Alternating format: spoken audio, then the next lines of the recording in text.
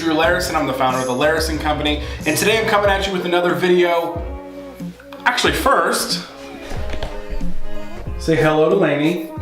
Hey world. In today's video, we're going to talk about how to handle negativity on social media, specifically negative comments coming into your company's page. This is one of the most popular questions I get when people start asking me about social media marketing and whether they're ready to take that jump, putting their company online, whether getting a Facebook page or any type of social media platform. And I get it, you're worried about, people talking badly about your company. You've seen stories in the news about so-and-so leaving a comment on a Facebook page and it blows up and it goes viral, and you're worried about that happening to your company. But we do this a lot, and luckily, the companies we work with, our clients, we don't get a lot of negative comments because we have awesome clients, but every now and then that happens because our clients' companies are made of people and they're human, and every now and then something bad happens. What's important though is to find out how to handle these situations, and so those situations don't end up like the ones you've seen on the news and they don't blow up, they don't go viral, but they're handled properly and everybody's happy at the end. So here's how you do that. First off, and you probably know this because you've handled negative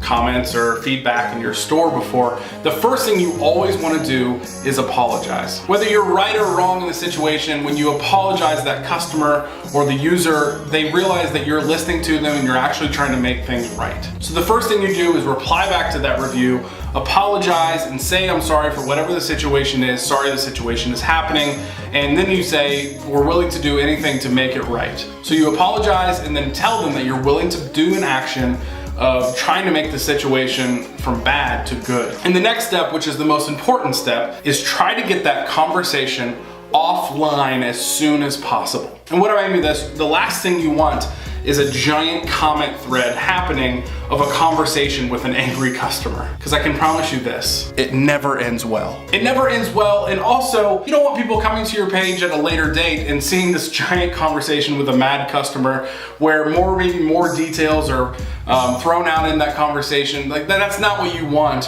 when people are coming to your page. So what I mean by get that conversation offline is you ask them to send your company, whether it's on Facebook or any other platform, ask them to send you a private message. And in that private message, if you're lucky enough for them to actually send that message, you want to get that, conversation to a phone or, maybe through private email. Because when you do that, no one else is seeing the conversation that's taking place. You're in a calmer environment, especially when people get on the phone. They're not hiding behind a computer screen, and honestly, their attitude changes a lot when you get them on a phone call. So try to get that conversation moved from public on your Facebook or whatever platform it is to a private message, and then try to get them on the phone to make the situation right. The worst thing you can do with negative comments coming into your social media pages is just to delete the review. Because people don't like it when you do that. They even get angrier than they were in the first place. So please, last resort possible ever is to delete that review without trying to make the situation right